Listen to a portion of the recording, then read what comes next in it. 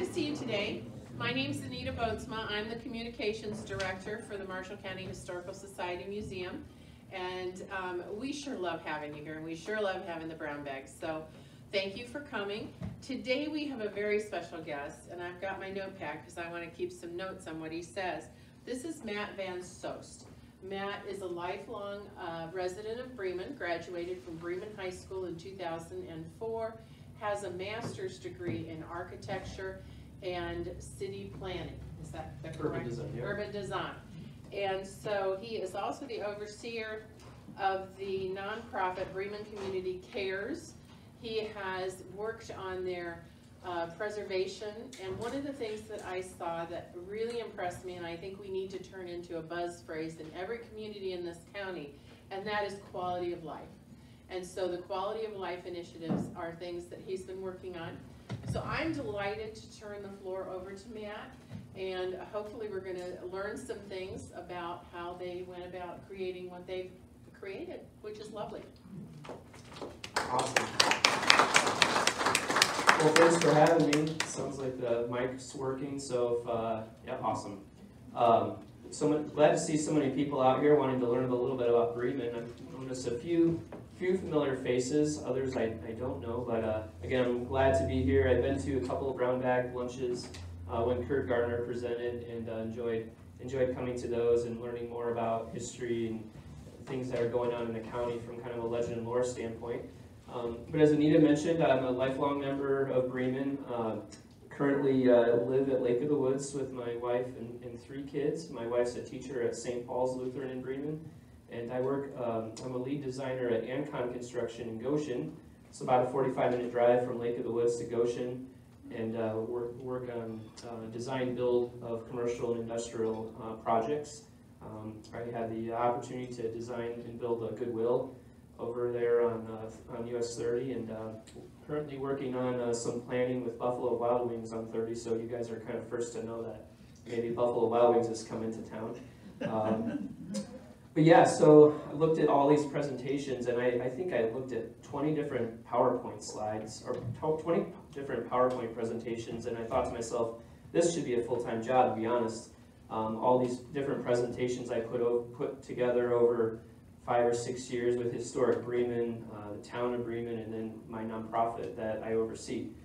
So today we're just going to kind of go through some different things. There's not really, I mean, there's an order, but we kind of jump around. Just some of the cool things that we're doing in Bremen from a historical sense, from an architecture sense, and then some of the things that we're looking to in the future. So I'm going to go through all my good slides, and then my last slides are actually the bad news. So we'll see what that means and how we can all be champions of kind of the next steps. This quote here from National Main Street Center Board of Directors stating, and it's really more so of we are really selfish in regards, or we have a selflessness of how we depict our downtown and the energy and time and love that we put into our downtowns, because our downtowns are what makes the rest of our community. So if we have a healthy and vibrant downtown, we sense that the rest of the community is healthy and vibrant as well. I do get a lot of criticism from time to time is why aren't these initiatives happening on the west side of Bremen or in some other areas? You know, why are you playing favorites? Well, number one, we don't have enough me in the world and enough volunteers in the world to get that done as a nonprofit. But again, we're really centered on this whole idea that downtowns are your primary initiative to be a healthy downtown. Plymouth, absolutely beautiful, beautiful community. Everything happening in downtown with the mix of businesses and retail and things like that. It's just one of those things where you walk down the streets just 30 minutes ago and just you felt this sense of happiness walking on those brick pavers under the large trees, seeing the sidewalk sales. Like it's one of those things that I would dream Bremen to be hopefully in the future if we can get a little bit more retail there. So our group follows kind of this national Main Street movement, and the movement looks at 4 different factors of how a healthy downtown should be. The 4 factors are design, kind of the built environment from an architecture and urban planning standpoint, promotion of your downtown businesses, economic vitality, what are kind of those quick hitter projects and long-term projects, And then how does this all play out from more of an organization standpoint between your city, your redevelopment commission, volunteers, nonprofits, neighborhood centers, that sort of thing. And it looks at these four things are really what's transforming a community, especially a downtown like Plymouth or Bremen. So I think one of the biggest things that we need to do as a small community of Bremen or even Plymouth, so I'm going to talk, Bremen's the little brother of Plymouth, right? So again, just Marshall County is all in regards to some of these smaller towns. But when we look at how do we sell our communities and how do we sell our downtowns, it's this idea that Bremen, Plymouth are within 30 minutes of kind of this overall region, right? That we have everything kind of at our fingertips from a national lakeshore to some of the wineries, the breweries, Notre Dame, the train to get down to downtown Chicago. So what we like to do is show this graphic to younger students who are looking to obviously explore the world, go off to college. But the idea is that Bremen, Plymouth, and other Marshall County towns, we have these quality of life projects. We have this sense of the best places to live, work, and play. But you have this the broader picture within your reach. So we like to show this graphic sometimes just to kind of from a marketing tool. Again, we're not going to talk about history of Bremen. I know that probably bore you since you're mostly from Plymouth, but Bremen, developed in 1851, platted, but a hub with commerce and retail and just this kind of over sense of good picture. So you see all the people in downtown and just kind of that hustle and bustle. So that's a great thing in the past. So, but our current reality, though, in downtown Bremen and elsewhere in rural America, so this is even just some broader ideas, is downtowns are trying to reinvent themselves. The ones that are in red are going to be my bad news stories towards the end, but we are definitely losing young people in sense of our population from a county standpoint even. From time to time I hear downtown's dead after 5 o'clock. We have a housing issue in Bremen. Everybody says we need a brewery in Bremen. What does tourism look like, and how can we infuse downtown housing? So the idea is that back in the day when all these apartments upstairs above all these retail, people came down and went to those businesses, went to those restaurants. You see a lot of that in some other communities that are successful from that kind of mixed use standpoint. Some of our biggest challenges, again, in the red, volunteerism, lack, and that's depleting. So we do see low community engagement from younger generation of folks. This idea of rural brain drain, people leaving the community and not coming back. Another big challenge that I see is this whole idea of silos, right? We have industry, we have the community, we have town government, we have neighborhood center. They're all broken down into silos, but how do you break those silos down and start to push synergies between the groups? We'll talk about high quality of life today, and then this whole idea of inclusion and transparency. We have found that young students, young adults, if they can be included in these planning processes rather than a top-down approach, right, where the city government makes all the decisions for the town, is if we reverse that and have it more so of a grassroots approach, they're number one, there's transparency involved, but the idea is that if they're included now, that they would have a sense of attachment back to their community and wanting to come back. As I mentioned about the different silos, right? So Bremen Community Cares, the nonprofit, which was started in 2012. I've been president since 2016. It was a group of actually I'll say old ladies since none of them are in the room. None of you guys, but they were trying to make the downtown beautiful by planting flowers, cleaning some things up. And they just wanted to kind of try to bring a little bit of pride back to downtown Bremen. And they were definitely a silo that always clashed with the town council, even with the town manager. And they were, again, volunteers in service. But the whole idea is that these different silos within our communities really should be weaved together, right? Weaved together like a basket or a tapestry, because whatever one group does affects the other. So this is a quote that I always love to use in how things are always connected. So again, the inclusion and transparency, we did several years of taking notes and surveys. I think survey after survey was going through Bremen, and one of the things that we looked at from a placemaking standpoint was the beautifications and storefront were a primary goal, as well as our downtown area was thriving. A lot of people, there was somewhat disagree and somewhat agree. So I think the more you have surveys after surveys, yes, they are redundant sometimes, but you try to get all the information out, and I think that starts to become kind of a sense of inclusion and transparency. So as we talked about doing a downtown project, and if you have been in Bremen the past 2 years, you can see that all of our streetscapes are quite different. We ripped out the road for quite some time, probably longer than most people wanted. New sidewalks, new planters, new trees.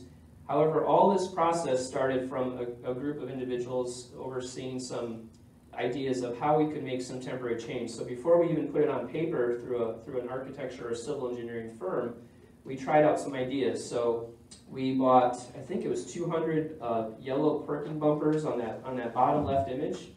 We bought those, and we actually brought the street in 12 feet. And I have to say, I don't know how many times I had things thrown at me or people swearing at me, like, "What are you trying to destroy our downtown? We can't turn." It was a disaster. I mean, there was some nights I would go home, and again, volunteers, right, putting some change together. It was really discouraging with some of the negative feedback, but at the end of the day, that negative feedback proved to be some decision making. We also, a local industry in Bremen gave us pallets, and we painted them, and we built different outdoor seating. So rather than buy a bench, we built pallets, and we made a bench. We took a parking space away to one's dismay, and people were sitting out in front of the coffee shop. But what it told the story was that we were trying to just test different ideas out with bringing the street smaller, which gave us more room on our sidewalks for tables and chairs, as well as how do we engage our sidewalks to be an active space. So again, questionnaires, a lot of people provided feedback, hate mail, that sort of thing. But the idea was that all this process turned into a kind of an active dialogue that informed the final decision. So the right images are actually what turned out being. I don't think we ever painted the green bike lane, but the idea is that we did make the road smaller. I think it was 3 to 4 feet on each side, but it did allow us to get a designated bike path in downtown. And we do have 3 or 4 different restaurants that have purchased outdoor seating as a result, and they have fencing. And again, it's great when you're driving downtown Bremen on the way back from work, seeing people sitting outside with some of the businesses staying open later. Our next project, it's more of a town project, is on the left image where the standpipe is. We will be putting a pavilion right in the smack dab in the middle of the road, and that will you can still park under it and drive around it, but it will be our permanent farmers market pavilion and our Oktoberfest kind of hub with some green space. And again, just trying to bring people back to downtown, right? The historic standpipe, which I hear is only 2 left in the country. It's a place where people kind of are grounded and connected to history. To see that, you're basically in the shadow of that if you are visiting this kind of new plaza that the town of Bremen is working on. Again, our nonprofit also promotes the heck out of these downtown businesses. So on a daily to weekly basis, our group is trying to, with marketing and media in regards to the different specials, from Yoder's Hardware to some of the bakeries, even the downtown barbers. So the whole idea is we have these businesses, and potentially the chamber lacks in regards to getting that marketing out there. So we have stepped up to kind of push that to the next level. Even so, just promoting each business owner, right? So how do we connect more with the business owners that have put a lot of time and energy into their business? and making downtown Bremen their home. So promoting them, and really these are the people that make Bremen, click every single day. It's not somebody sitting at town hall or that sort of thing. It's these people that are coming in day in, day out. How do we bring crowds to Bremen? So we have the farmers market. We just had an end of year summer festival. So again, just a kind of a collage of what we have been able to bring to downtown. Again, bringing those events will bring people, and then hopefully then they walk down the sidewalk and get a coffee at Mean Bean, and then that helps her out. Again, another crowd gathering event. These were just kind of like simple, quick hitter a pop-up art project from the students at Bremen and St. Paul's. On the top right, Derek Jensen leading a history tour. I know the Historical Society did an architectural tour about 2 years ago through downtown. And you can just see the helpers painting the pallets and just doing some fun things. We knew we could paint the street because it was being ripped out, so it was kind of fun just to, again, bring some color and vibrancy to our downtown before we tore out the streets.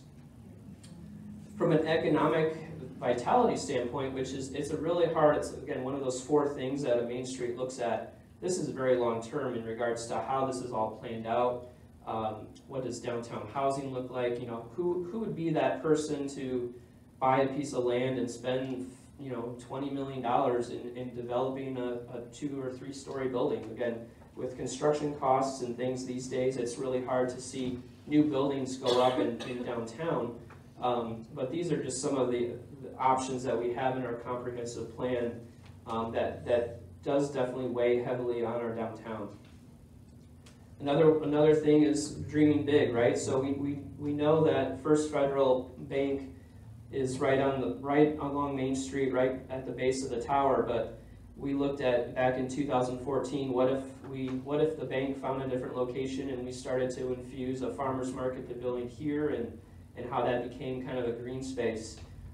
What's interesting though is obviously that we didn't go that route, but that market that I just showed you is actually going to be right catty corner on Jackson Street, just to the south of the tower. And so it's just interesting, even looking back in 2014, how this really quick sketch has evolved into what we're planning on next year. So as we be transitioning to some of the facade projects that Downtown Bremen has done, but again, one of the things in our comprehensive plan was recommending that facades were improved in downtown, as well as upper level, which again, housing and apartments, which there are some people fixing up apartments and things upstairs, but definitely it's one of those things that will take time to do. Again, a lot of construction costs to bring some of these 100-year-old buildings up to code from a plumbing standpoint and fire sprinklers requirements. So I don't know if many of you remembered Keith Board. He was a teacher at Bremen High School, one of my lifelong mentors, and he passed away I think 3 or 4 years ago already. But our facade program basically gifts 50% or up to $5,000 of actual money to go towards these facades. So again, we have all these old buildings in downtown Bremen. The idea that we were providing a free design, so from my design background, we were providing a design and consultation with them, as well as basically handing them a check for $5,000. That kind of lit people up to do something. So we from anything from entrance doors to awnings to repair work on masonry, new windows, lighting, and that sort of thing. So I'm going to share briefly with you how that all took place. We did get a $10,000 grant from Office of Community Rural Affairs, which I'm sure you guys have heard of in conversations the past several years. But we received a grant for that, and then the town of Bremen, the Bremen Redevelopment Commission, initially gave us $50,000, and then once we had spent that, then they basically gave us another $50,000. So it's been close to over $100,000 worth of investment.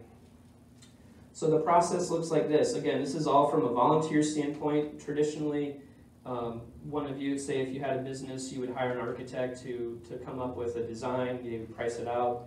you would probably spend close to $15,000, $20,000 just on design fees, potentially. Just depends on who you were to hire, but again, this is all free services. So phase one, you meet with the business owner, we review and approve the project. Basically, they can select whoever contractor they want to look at the project. Then it has to go through an approval process, the construction happens, and then our team then goes back and makes sure that the work was done, and then they are reimbursed with the fund. So we've partnered with Historic Bremen in the past. They have, I don't know, you said 80, maybe 80,000 pictures online. It could probably even be more. 20,000 photos, newspaper clippings, and 20,000. Okay. Yeah. So 20,000 pictures of historic Bremen from the decades, even just the early or late 1800s.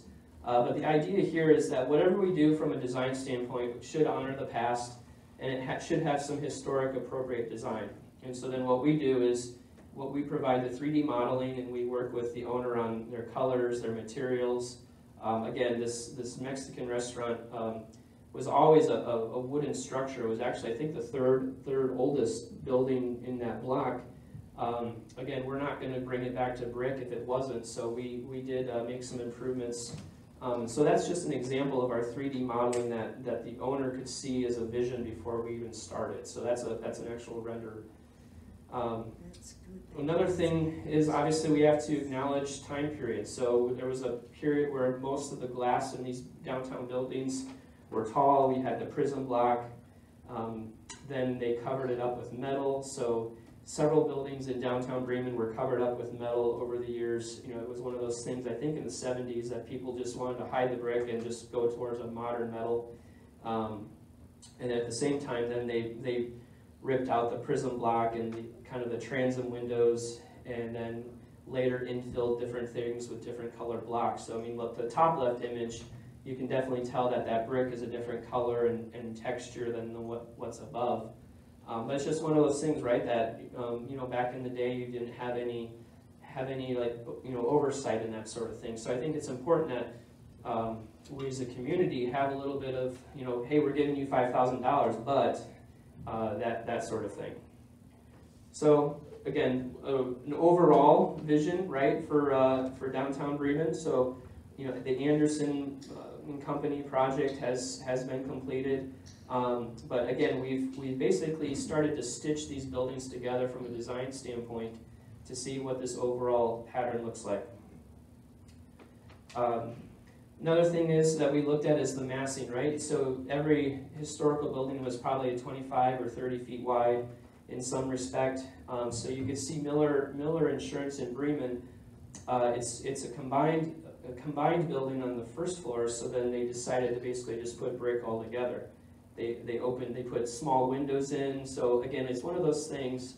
You know, it's from a historical sense, not, I wouldn't say appropriate, but it just was one of those things that they did what they did, right? So traditionally you have much larger windows on your first floor, and the whole idea is that you're trying to, you know, give a nod to the past in regards to what the buildings look like. So you'll see a picture at the end of what it ended up being, but our proposal was to basically paint the brick below and then separate the building with two different awnings and then give a larger window. So you can see how that evolves, because not 100% of the time they decided to not do exactly what we not say, but to suggest. Another big thing is the smaller details, right? So our downtown buildings are very old. We have a lot of masonry work that has kind of just, you know, in the back alleys and even just at the top of buildings. You don't see that every day. So over decades and decades, we do see a lot of issues. So our funds even go towards just, you know, helping get brick back in order, or, you know, new windows with better flashing, because if we don't pay attention to these sort of details, you know, 15, 20 years from now, these will start to deteriorate a lot quicker. Maintain street edge. So this is the top left view. It's looking east on Plymouth Street.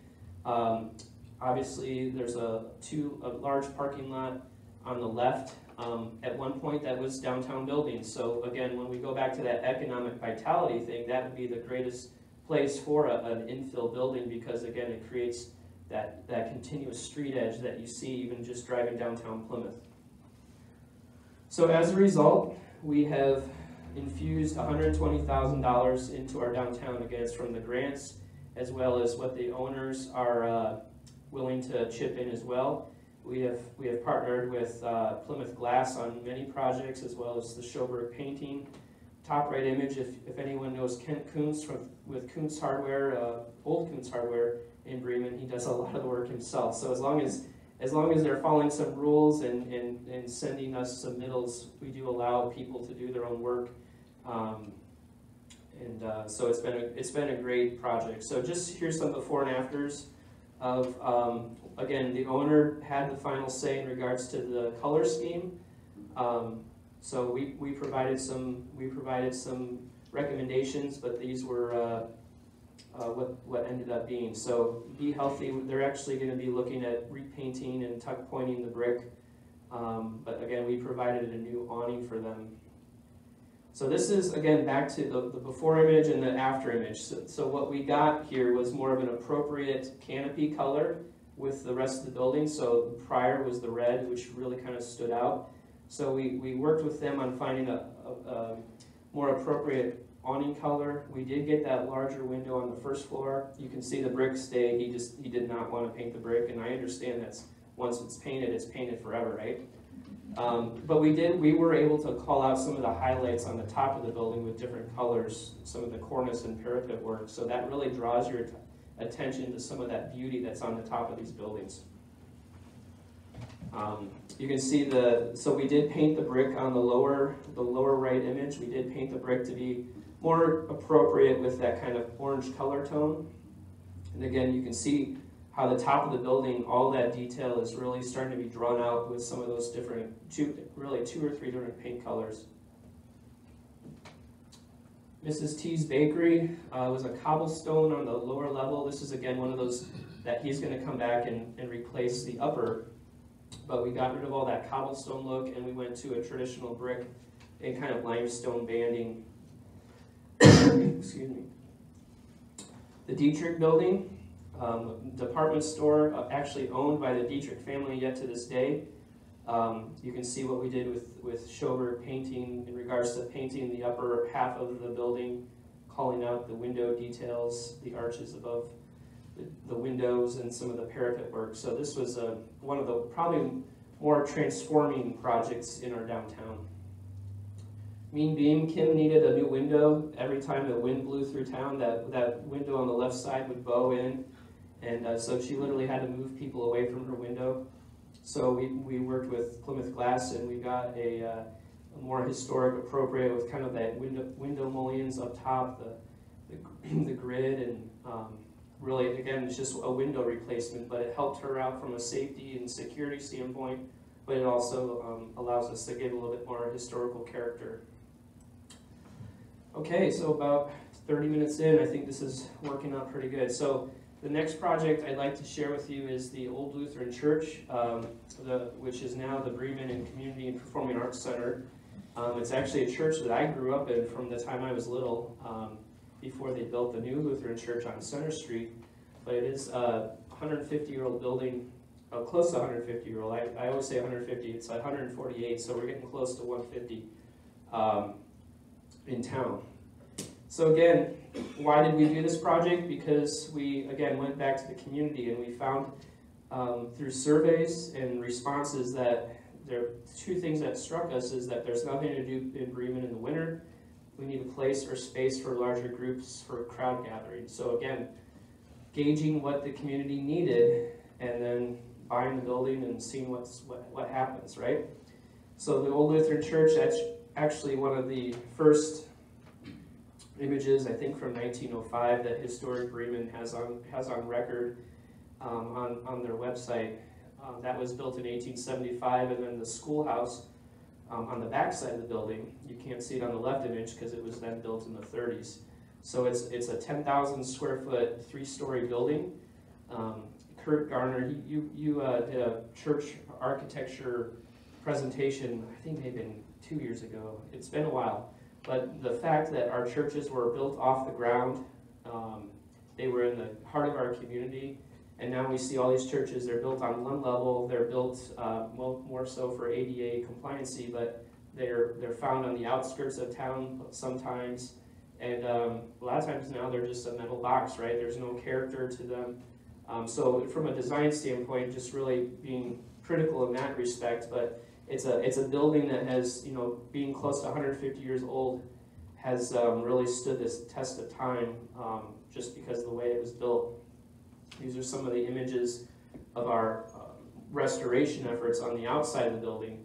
Again, it's one of those things that's just great to see being used on a day-to-day basis. For those of that you do not know where it's at, the downtown area in Bremen, and then the circle image on the bottom right is where the site is. So there is no parking lot. The former owner, Kent Kuntz, had sold off all the parking that was deeded with the building, which was on the back side of the building. That's now housing. But we do have three town lots that are just within walking distance of the site. So our idea was what could we do with this 150-year-old building from what the town wanted? So it was this whole idea of basically throwing in tons of different programming for different age groups, different user groups, focus groups, and seeing how this building could possibly be used on a day-to-day basis. The building is being used 6 days a week. We are starting to book now all 7 days. From a partnership standpoint, we do have drumming classes, and they're in the winter in the basement. We basically let different nonprofits and service groups use the space for free to have meetings and conferences. We even have the Bremen Children's Choir, who were at a different church outside of town, about a 10-minute drive outside of town. They decided to basically start having practice here. Their enrollment went up, and we do give 2 concerts per year to the community from this group. This is probably maybe some boring to some people, but the lower level is the old fellowship hall in the basement, but it is used as an event room. We do have new restrooms down there, as well as an artist that is down there. The main level, which is the sanctuary, is another event room, and then we do have our health and wellness studio. We've partnered with a tumbling and cheer class, as well as we will be working with a group here out of Plymouth to come in and do yoga and Pilates and different types of dance and music. The top level actually now is broken down into two artist studios. So we found that there's artists in Bremen that could not afford an $800, $900 per month shop in the front. So we're providing them space upstairs for $200 a month, and they don't have to paint to pay the bills, right? So they're painting to enjoy it.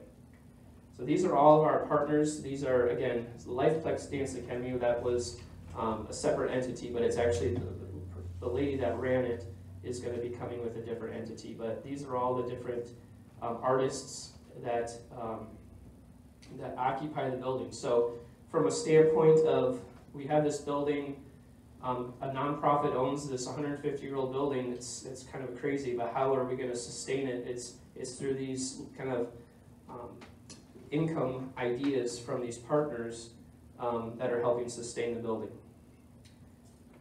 The Kiefer Family Event Room right now, again, it was the before and after images. We took all the wall paneling off.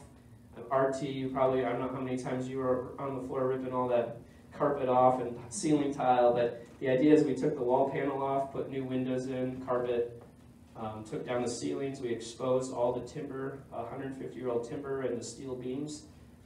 So far in 2022, we've had this room has booked 55 times, and we are tracking how many people are using the space, and almost to the population of Bremen, not close, but close. I would think this number will probably be close to 5,000 by the end of the year with what we're going to be booked the next 3 to 4 months, which is insane to think that this number could double within the rest of the year. Our income, again, it's like, I had this idea, RT and Derek probably thought I was nuts, even Kurt thought I was nuts for taking this project on. But the idea is that our income is far exceeding our expenses, and the idea is that once we're done with construction and renovation, any surplus is going to be then infused back into downtown Bremen through festivals, art projects, facade. So the idea that a nonprofit can generate income by using a 150-year-old building is pretty cool. Purchased the building for $43,000. To date, we have $162,000 into it. You can see the partnerships that we formed. It was just a great way to see that people believed in our story, believed in our process, and this is what we've been able to gain from a gifting standpoint from the foundation, the town, Marshall County Crossroads, and then even private donors. So here's just some examples of the restoration process. The old principal's office that now we have turned into a room that people can use for free Wi-Fi, as well as just a remote working spot to do daily business if they needed to. The old school lobby, again, a lot of damage. You had these plaster walls that were painted, the Bremen green. 3 different layers of flooring that we had to take out to go back to the original wood maple floor. The new ceilings that we have.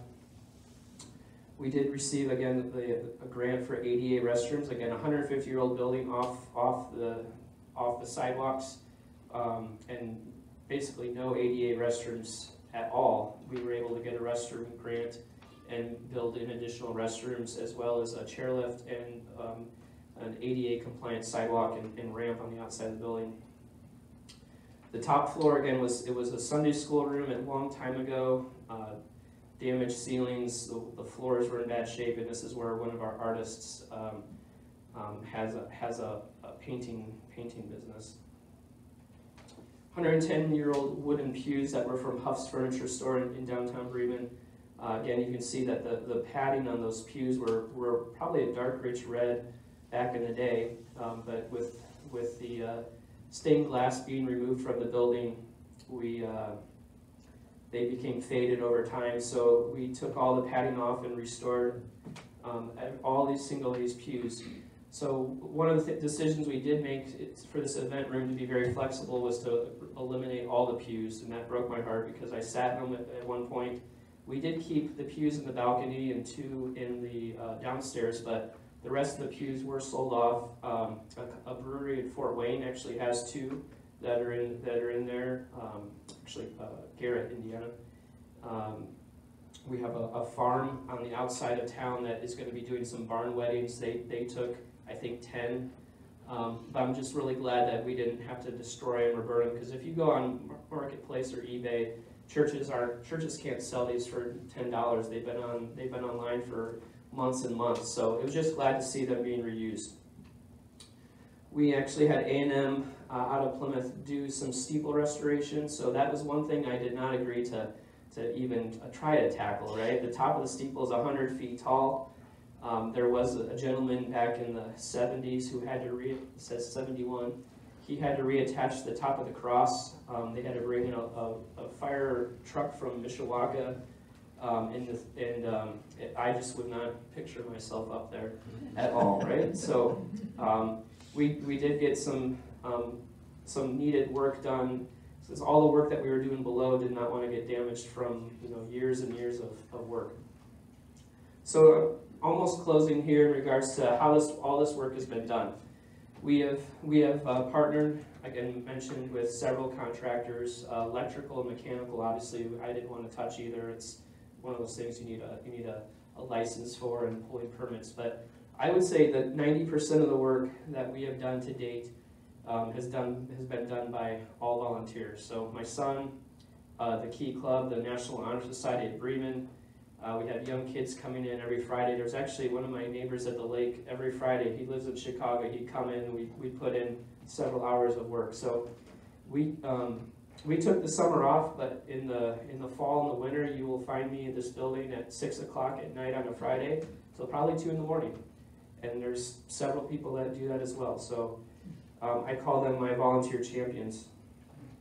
Again, my son trying to restore the flooring, and there's you know, I'm not sure how old Kent Kuntz is. He's like my grandfather now, to be honest. He owned the building for 20 years once St. Paul's built a new church, and then he sold it to Historic Bremen, who then sold it to our group. But it's just, this story kind of just shows you kind of this whole idea of like timelessness of volunteers from such an early age, all the way up to, you know, being really old, right? Just again, so what I'm trying to get to the point here before I share my bad news is that this whole idea of organization is something that I think communities really need to be very mindful of. You know, I look in this room and you know, what does this society look like 10, 15 years from now? What is our Kiwanis or Lions group or some of those things? Even Historic Bremen, you know, there's just, I won't say old, but seasoned individuals in the room. How do you pass on this legacy to the next generation? So what I've done and I've tried to do is get as many young kids involved as possible. So from the time of providing, you know, inclusion to that fence on the bottom image, to students helping to build railings for the outside of a downtown business cafe. But we really need to do a better job as a community, as a society, to get these young folks in, because they're going to be overseeing the work that we're putting into place. So in closing, this is the bad news, and then we can open it up for discussion here. I guess I'm 40 minutes in, so it might be a little early, but through research, how satisfied are students or young adults? So this is looking at a population of young adults and students. What's the availability of art galleries, local art venues, musical theater performances? Neutral or unsatisfied is the higher majority. Currently, how satisfied are you with your hometown in terms of being a fun place to live, work, or play? Again, neutral and unsatisfied. Currently, this is probably the biggest one of them, is currently do you see yourself in Marshall County for long term, whether you leave temporarily for college or a job?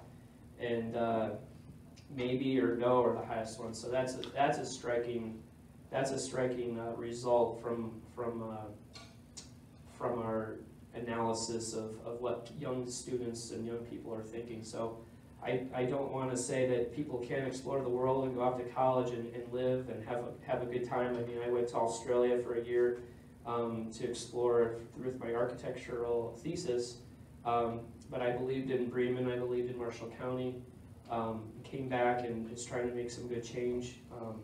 So I'm hopeful that younger people can do that as well. And you guys have 40, 50 years left in you. You guys need to do the same. And this last quote here. Some do.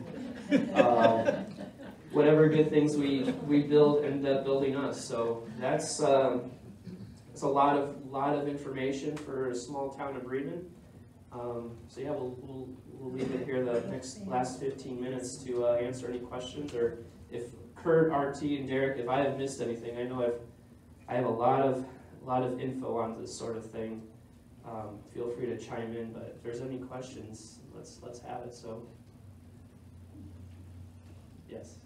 I was curious, the new, I don't know if it's a building or pavilion that you're making for a permanent farmer's market, how will the traffic flow be around that? If you get a real nice crowd, looks to me like your traffic might back up and have trouble getting through there. Yeah. So when all these thousands of people come. Right?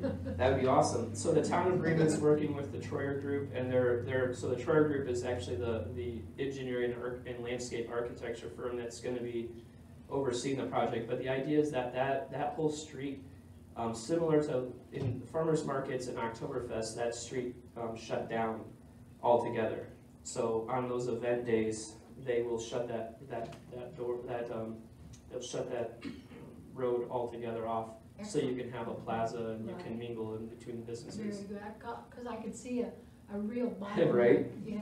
But 90% of the time when there's not an event going on, you'll be able to still park on it, still park under the structure, as well as still flow through there to the residential neighborhoods, so I just think you've done an outstanding job. I think it's wonderful.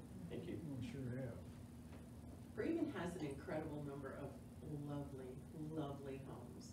Are there grants available to homeowners to maintain the historical charm of the home? Kurt, you might know that, because I know there's several historic districts that Bremen is stitched into some historical districts. So there's a large chunk of Bremen, like along the Plymouth Street or Old Six. It kind of lines that to the west and then up and around. They're part of the National Register District, and by virtue of being in that, you're eligible for residential tax credits. So if you do improvements on your home, you know, of course, they're guided, just like Matt said, downtown with what's appropriate, but so long as they're appropriate renovations and they're allowed credits on those. Great. And what we need is someone to give a presentation to those owners of how you apply for a tax credit, because it is not a simple process. And that would really help get that idea across. And that's also true for the commercial buildings. Correct. Okay. Yeah. But I don't know of any program that does that, and it would really Is help. it presentation? Right. You could probably ask your county historian to do that. That might, I Chris, just that did. might be a good ground down. That might be a good ground We've down. actually, through White Hogan, we actually did a presentation on that, but that's been several years ago. We did it in downtown Plymouth, and we invited all the communities in, but it's something that you just have to keep in front of people all the time, that that's even available, because if you're not doing a project, it's not on your radar. And then when you are doing a project, even if there was a presentation the week before, you know, again, it's not on your radar. So yeah, there's a sense of trying to communicate, and like you said, being upfront with these folks that there are things available, and yeah, just definitely staying on it. And but again, it's how does the town step up in regards to some of these things as well? You know, again, we're a small group of 20 people that have full-time jobs, have families, you know, three little kids at home. So you know, it's important to find that balance of live work, but then also continue to push the boundaries with some of these folks, and again, yeah, just address what is to offer and what we have done, and things are still available. You had a question? We're lucky, regarding the houses being renovated, we're lucky that a couple has bought the probably the most prominent house in town, the Dietrich Bowen Mansion, and are doing extensive renovation to that, and are planning an open house in the near future. So keep an eye on the various communication channels for that information. Yeah, this is more of a comment than a question, and just a little bit of pat on the back to, you know, undo some of the naysayers. We came as a staff earlier this year. We visited historic Bremen and the depot and the Dietrich Bowen home, and the downtown really looks wonderful. Like, I hadn't probably been to Bremen in couple of years, but you know, just from having grown up here and whatever, you could really see the difference. It looks awesome. So you guys are doing good work. I think whoever made decisions about things like downtown planters and, you know, other kinds of amenities in the downtown did a really great job of blending that style with Bremen, with the historic style of Bremen. It looks fabulous. One of the things I would say about the facade program is, until we did that, people could do whatever they wanted to with their property. Could paint it black, that person painted yellow, whatever. And the facade program basically focused on controlling the streetscape. Because we gave them an incentive. We showed them, or Matt showed them, what they could do with their facade. And then we offered them 50%. So we ended up controlling the streetscape, which to me is extremely important when you drive through a town like Bremen. And has really been very successful in doing that. Just like the quote you used at the beginning where it's, you know, all has to work together, that's really true. So, yeah, it does, it looks very cohesive. You have a question? Well, I don't know if this is a question or if it's a comment or whatever you phrase it. But you know, when you travel around, not only in the state of Indiana, but you travel around a lot of different states, the smaller communities are doing what Bremen, Plymouth, we lived in Michigan for a while. When we were up in Michigan, the smaller community was doing the same kind of thing. A community like Bremen now, how is it going to attract, if it wants to, making it beautified, bring in more people? Because a lot of the places that I've been at, where it's growing, is because the industry is not too far away. Okay? I don't know if the idea is just to make the town beautiful again, or is it an idea of attract and have it grow? Besides keeping the new, younger people in, because that's what keeps people in, is the jobs. Sure. And I don't know, I see so many towns and they seem to be competing. I know it's not competing in Marshall County, but when you look at what Plymouth is doing and promoting, now Bremen, are we together in this to promote all of Marshall County so that it brings people into Marshall County? Because we've lost population here, haven't we, in the last few years? Okay, so is it an idea just to bring the cities themselves for the people live there back, or to also have them grow as possible? Yeah. I don't know. Yeah, no, that's great. I mean, obviously, you know, I think, you know, when you look at Bremen industry, I know Plymouth is, you know, I think they acquired like the pretzel company, you know, this past year, and that was a Bremen business, right? But yeah, no, Bremen does have some strong industry with Southwire and some of these castings, but yeah, I mean, it's a bedroom community, right? And I would say a lot of the population does travel to Goshen, South Bend, and comes back, obviously. But yeah, I think it's definitely a fine balance of, you know, we talk about Marshall County towns, Plymouth and Culver and Bremen, even La Paz. They're doing some housing there. It's just providing what they call high quality of life hometowns.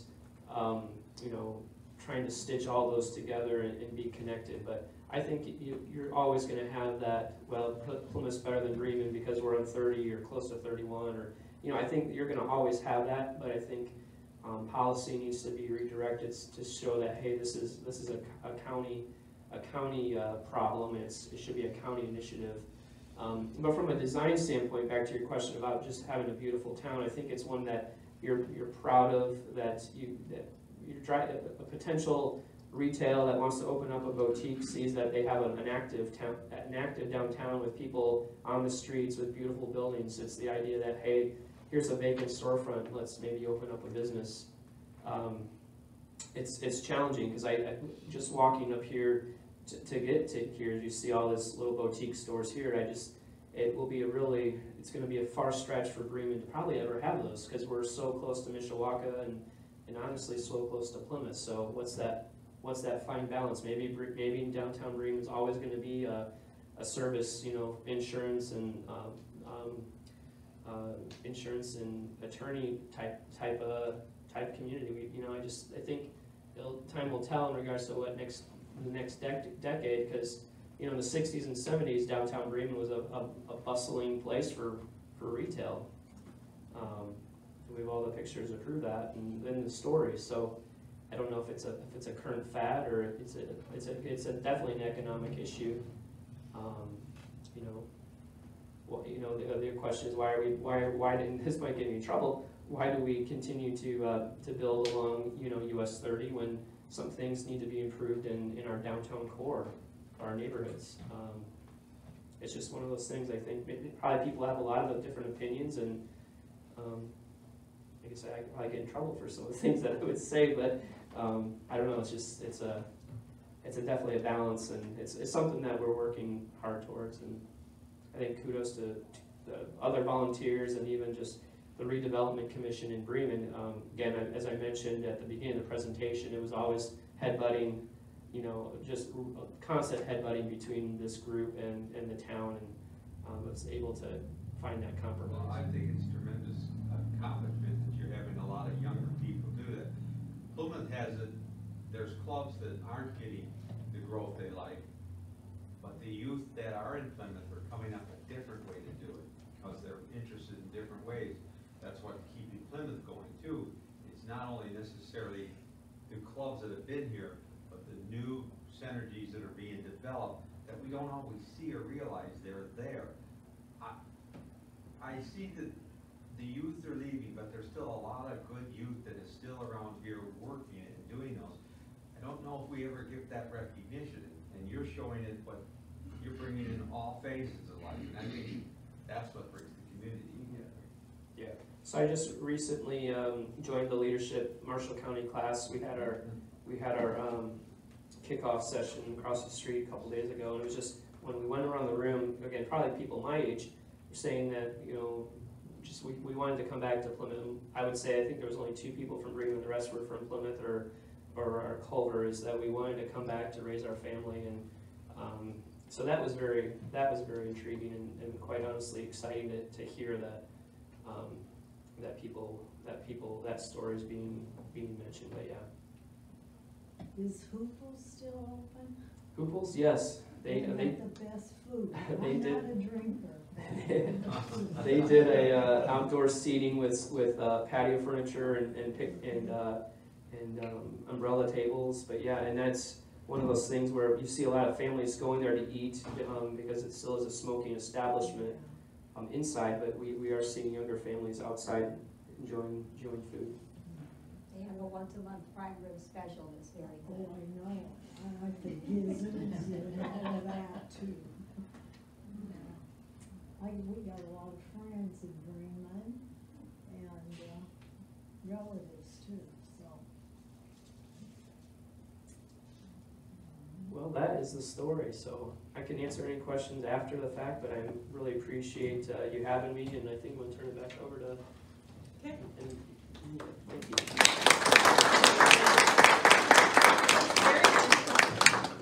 It was very, very interesting, and I think that it's somewhat, to me, I'm just moved back into the area, and I'm just astounded at the energy, you know, everywhere.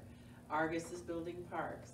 Bremen has redone their downtown. Everything here in Plymouth. For me, coming back after 16 years gone, it's just really terrific and exciting.